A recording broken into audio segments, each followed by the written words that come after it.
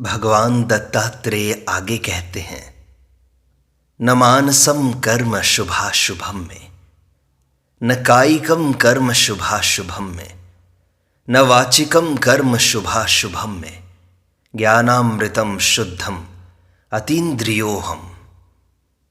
मन के द्वारा किए गए शुभ व अशुभ कर्म मेरे नहीं हैं, न शरीर द्वारा किए गए शुभ अशुभ कर्म मेरे हैं, वाणी द्वारा किए गए शुभ अशुभ कर्म भी मेरे नहीं हैं। मैं शुद्ध ज्ञानामृत एवं इंद्रियों का अविषय हूँ। कर्म का आधार मन है। मन में पूर्व जन्म के संस्कारों के कारण अथवा वातावरण के प्रभाव से कामनाएं, वासनाएं, इच्छाएं आदि उत्पन्न होती हैं, जिससे मन में शुभ एवं अशुभ चिंतन ही मानसिक कर्म है। यही चिंतन जब वाणी द्वारा प्रकट होते हैं तो इसे वाचिक कर्म कहते हैं। ये भी शुभ और अशुभ होते हैं। इनके बाद इन विचारों की जो अभिव्यक्ति है वही शारीरिक कर्मों के रूप में होती है। जैसा मन का शुभ अशुभ चिंतन होता है उसी के अनुसार शरीर द्वारा शुभ अशुभ कर्म होते हैं। अज्ञानी के सभी कर्म स्वयं की मानसिक कल्पना के आधार पर ही होते हैं, जिसमें वह कर्म फलों का भोक्ता भी होता है। किंतु ज्ञान प्राप्ति के बाद योगी आत्मा में स्थित हो जाता है। वह शरीर और मन को अपना स्वरूप न मानकर आत्मा को ही अपना स्वरूप मानता है, जिससे वह इन कर्म फलों का भोक्ता नहीं होता।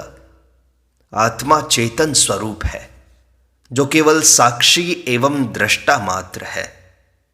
वह कर्मों में लिप्त नहीं होता, न कर्म ही उससे लिप्त होते हैं। वह ज्ञान रूपी अमृत के समान एवं शुद्ध है। वह मानसिक विकृतियों से दूषित नहीं होता तथा इंद्रियों द्वारा किए गए कर्म उसके कर्म नहीं होते, जिससे उसे कर्म फलों का भोग नहीं करना पड़ता। दत्तात्रेय जी ज्ञान को उपलब्ध हो गए, इसलिए वे कहते हैं कि मैं शरीर, मन एवं वाणी से भिन्न शुद्ध आत्म स्वरूप होने से न मैं कर्मों का करता हूं न भोगता। अर्थ यह है कि ज्ञानी सभी प्रकार के कर्म बंधन से मुक्त हो जाता है। अज्ञानी को ही कर्म फल भोगने पड़ते हैं। भगवान दत्तात्रेय आगे कहते हैं, मनो वै गगनाकारम मनो वै सर्वतोमुखम मनोतीतम मनः सर्वम न मनः परमार्थतः।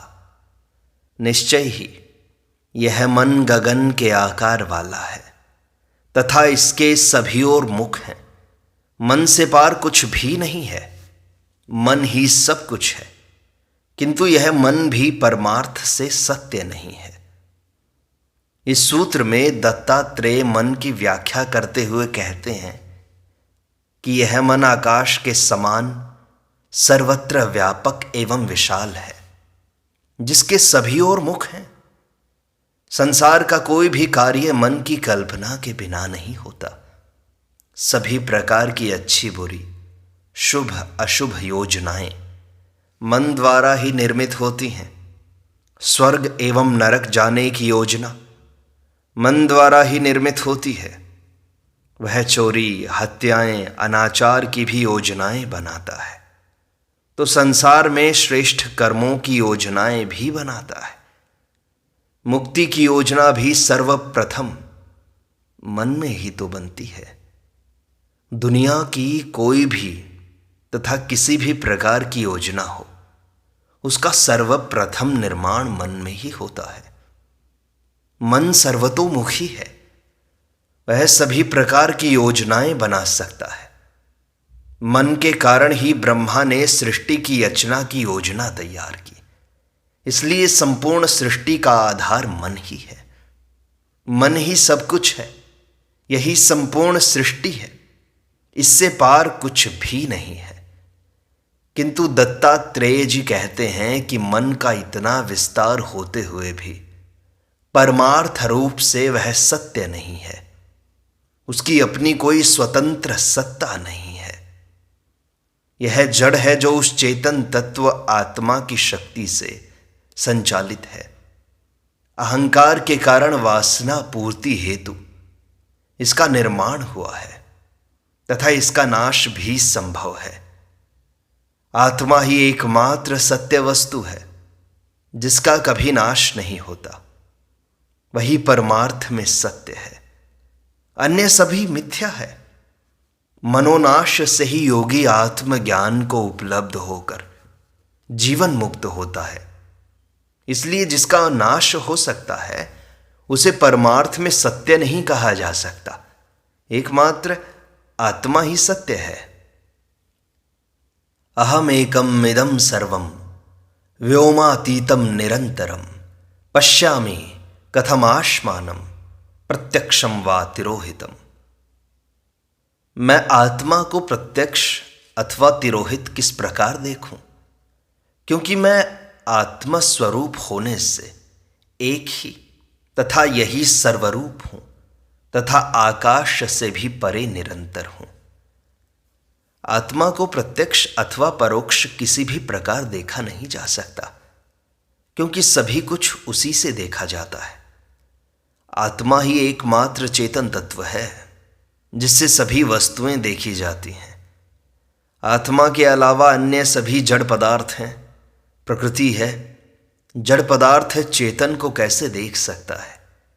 ये शरीर, इंद्रियां, मन, बुद्धि आदि सभी जड़ प्रकृति से निर्मित हैं, जो आत्मा रूपी चेतन शक्ति से ही सक्रिय हैं। इसलिए देखने वाला आत्मा ही है, जो एक ही है तथा वही सब कुछ है। यह आत्मा आकाश से भी पार अति सूक्ष्म है, इससे भी विशाल है तथा निरंतर है, जो सभी कालों एवं स्थानों में विद्यमान है।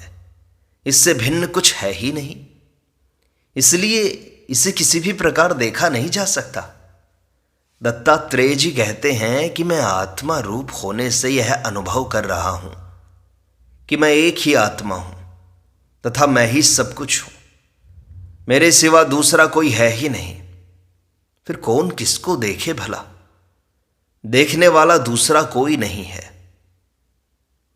त्वमेव एकम हि कथम नु बुध्यसे समम हि सर्वेषु विमृष्टमव्ययम् सदोदितोऽसि त्वमखण्डितः प्रभो दिवाननक्तं च कथम हि मन्यसे। हे प्रभु, तू क्यों नहीं जानता कि तू एक ही है, सभी में समान है, नाश रहित है? ऐसा विचार किया गया है। तू सदा ही प्रकाशमान है तथा अखंड है, भेद रहित है। फिर तू दिनों रात्रि को किस प्रकार मानता है?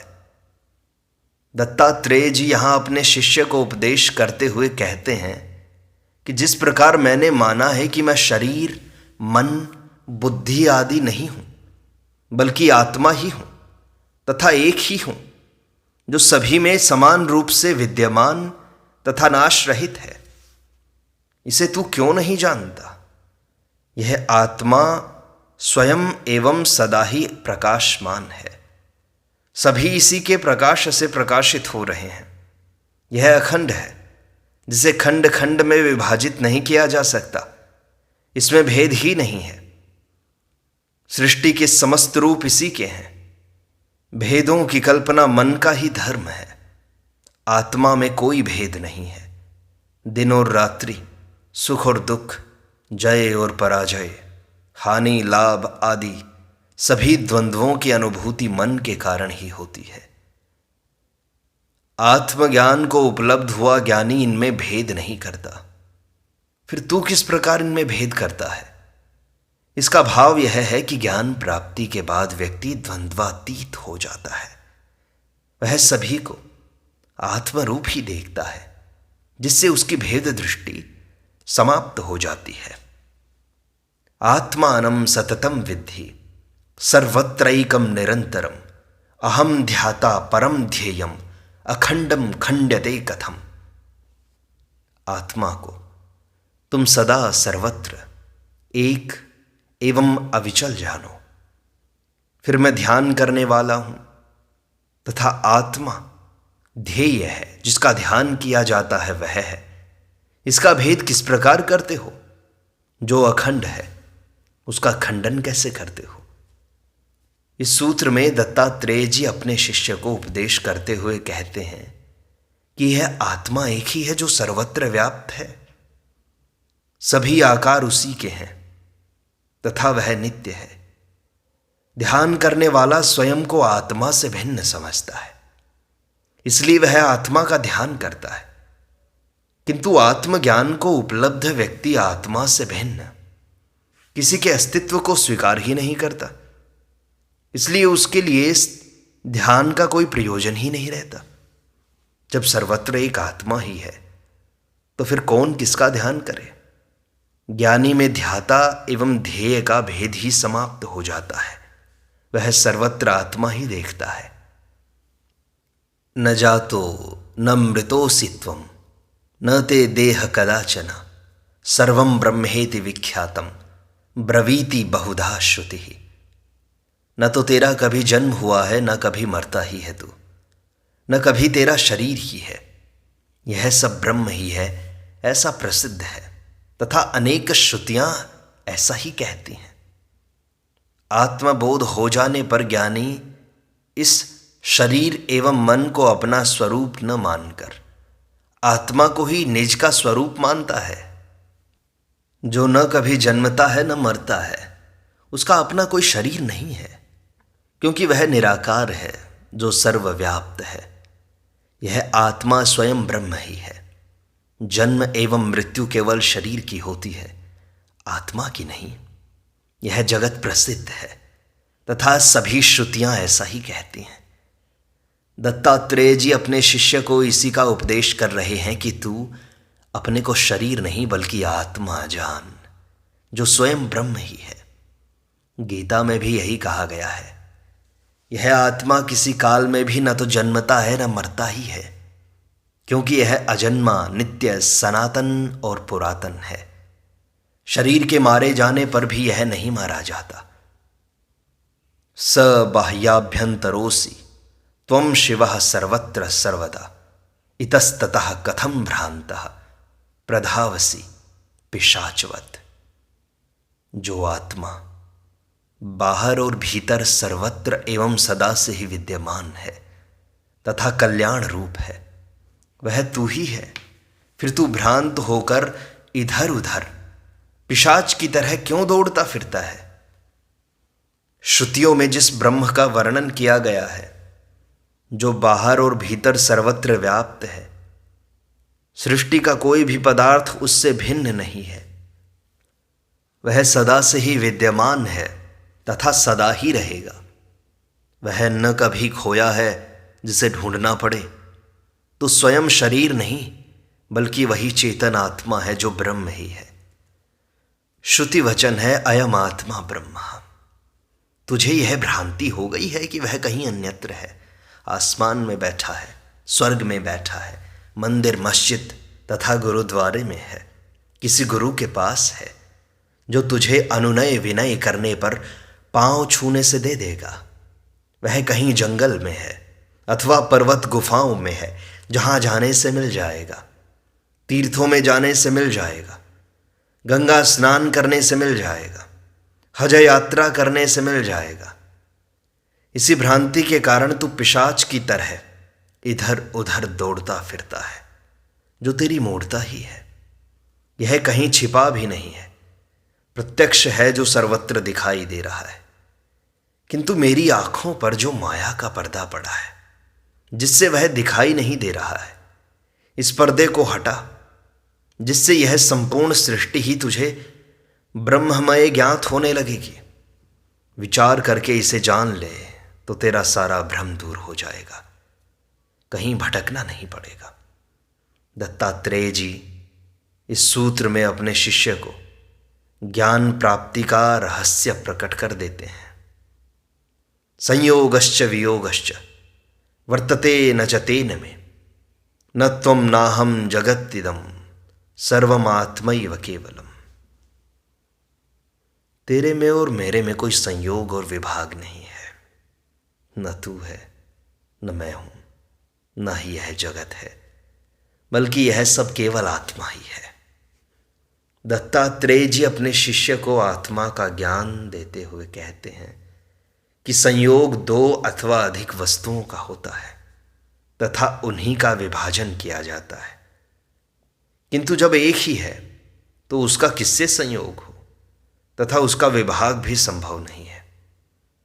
जो व्यक्ति जड़ और चेतन, प्रकृति और पुरुष, जीव और ब्रह्म, आत्मा और परमात्मा, शरीर और आत्मा, सृष्टि और सृष्टा आदि में भेद करते हैं तथा भिन्न भिन्न मानते हैं, वे ज्ञानी नहीं हैं। ज्ञान प्राप्ति के बाद ये सभी भेद मिटाकर ज्ञानी को संपूर्ण जगत ब्रह्म स्वरूप ही ज्ञात होने लगता है। दत्तात्रेय जी इसी की अभिव्यक्ति कर रहे हैं कि तू, मैं और यह जगत इस नाम की कोई भिन्न वस्तुएं नहीं है, बल्कि सब केवल आत्मा ही है। अज्ञानियों को, जिन्हें आत्मा का ज्ञान नहीं, उन्हीं को ये सब भिन्न भिन्न ज्ञात होते हैं।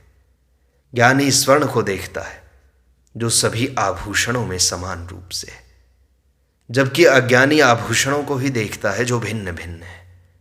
सब में एक ही स्वर्ण को देखना ही ज्ञान दृष्टि है।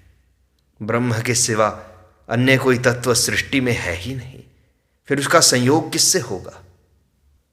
वह शुद्ध चैतन्य स्वरूप ही समस्त सृष्टि है, इसलिए इसमें न किसी का संयोग है न ही विभाग। शब्दादि पंचकस्यास्य नैवासी त्वं न ते पुनः त्वमेव परमं तत्वं अतः किम परितप्यसे। फिर ये शब्दादि पंचक, शब्द स्पर्श रूप रसगंध, न तो तुम हो न ये तुम्हारे हैं, तुम एक ही परम तत्व हो, इसलिए क्यों संतप्त होते हो? दत्तात्रेय जी कहते हैं कि शब्द स्पर्श रूप रस और गंध, ये पंचक पांचों इंद्रियों के विषय हैं जिनका वे भोग करते हैं। इन भोगों से ही उन्हें आनंद प्राप्त होता है तथा न मिलने पर वे संतप्त होती हैं। किंतु तुम शरीर एवं इंद्रियां मात्र नहीं हो, बल्कि उसके भीतर का चेतन तत्व ब्रह्म हो, जिसका इन विषय भोगों से कोई संबंध ही नहीं है। ये इंद्रियां और विषय भोग तुम्हारे नहीं हैं, न तुम्हें संतुष्ट ही कर सकते हैं, फिर अकारण ही तुम क्यों संतप्त होते हो? जन्म मृत्युर न ते चित्तम बंध मोक्षो शुभाशुभौ कथम रोदीषि रे वत्सा नाम रूपम न ते न मे। जन्म और मृत्यु, बंधन और मोक्ष, शुभ और अशुभ, सब मन के धर्म हैं, तेरे नहीं हैं। ये नाम और रूप भी न तेरे हैं न मेरे, फिर हे वत्स तू क्यों रुदन करता है? दत्तात्रेय जी फिर अपने शिष्य को संबोधित करते हुए कहते हैं कि मन में वासनाएं हैं, जिनकी पूर्ति के लिए ही वह बार बार जन्म लेता व मरता है। यह मन जब तक वासना युक्त रहता है तब तक यह बंधन का कारण बनता है तथा वासना से मुक्त होने पर यही मोक्ष का कारण बनता है। शुभ एवं अशुभ कर्म भी मन की ही वासना के कारण होते हैं, इसीलिए ये सब मन के ही धर्म है। यहां तक कि मन के कारण ही मुझे भिन्न भिन्न नाम रूपों की प्रतीति होती है, किंतु तू मन नहीं बल्कि चैतन्य आत्मा है, जिसका इन धर्मों से कोई संबंध ही नहीं है। फिर तू क्यों रुदन करता है, अर्थात दूसरों के कारण तू क्यों दुखी होता है? अहो चित्त कथम भ्रांतः प्रधावसी पिशाचवत् अभिन्नम पश्य चात्मानम राग त्यागात् सुखी भव। खेद है कि यह चित्त किस प्रकार भ्रांत होकर पिशाच की भांति दौड़ता फिरता है। तू अपनी आत्मा को अभिन्न देख तथा राग का त्याग करके सुखी हो जा। दत्तात्रेय फिर शिष्य को उपदेश करते हुए कहते हैं कि मन का धर्म राग है, जिसके वशीभूत होकर अपनी वासना पूर्ति हेतु पिशाच की भांति दौड़ता फिरता है, किंतु वासना की पूर्ति कभी नहीं होती। इसे यह नहीं जानता, यह भोगों में ही सुख मानता है, यही इसकी भ्रांति है। इसलिए हे शिष्य, तू अपने को आत्मा से अभिन्न देखकर मन के द्वारा उत्पन्न राग का त्याग करके सुखी हो जा। तू मन नहीं बल्कि आत्मा है, जिसमें कोई वासना नहीं है, उसी को अपना स्वरूप समझने से तू सुखी हो सकता है। राग ही दुखों का कारण है। त्वमेव तत्वं हि विकारवर्जितम् निष्कंपकेकं हि विमोक्ष विग्रहम् न ते च रागो ह्यथवा विरागः कथम हि संतप्यसि काम कामतः। तो निश्चय ही आत्म तत्व है जो विकार रहित है, निष्काम है, एक ही है तथा मोक्ष स्वरूप है। ये राग और विराग भी तेरे नहीं है, फिर कामों की कामना से क्यों संतप्त है। दत्तात्रेय जी शिष्य को आगे कहते हैं कि काम की कामना करना ही सभी दुखों का कारण है, जो मन का ही धर्म है। किंतु तू मन नहीं बल्कि चेतन आत्मा है, जिसमें कोई विकार नहीं है। ये सब 6 प्रकार के विकार, काम, क्रोध, लोभ, मोह, मद एवं मत्सर, मन के धर्म है, आत्मा के नहीं। आत्मा कभी किसी कामना से चलायमान नहीं होती। वह सभी प्रकार के द्वंद्वों में निष्कंप रहता है। वह एक ही है तथा स्वयं मोक्ष स्वरूप ही है। उसे मोक्ष प्राप्ति की भी कामना नहीं है। यह राग एवं विराग दोनों से रहित है। ऐसे आत्म स्वरूप में स्थित होकर तू कामों की कामना करके क्यों दुखी होता है। इस प्रकार अवधूत गीता का यह भाग संपूर्णता को प्राप्त होता है। शेष अगले अंक में।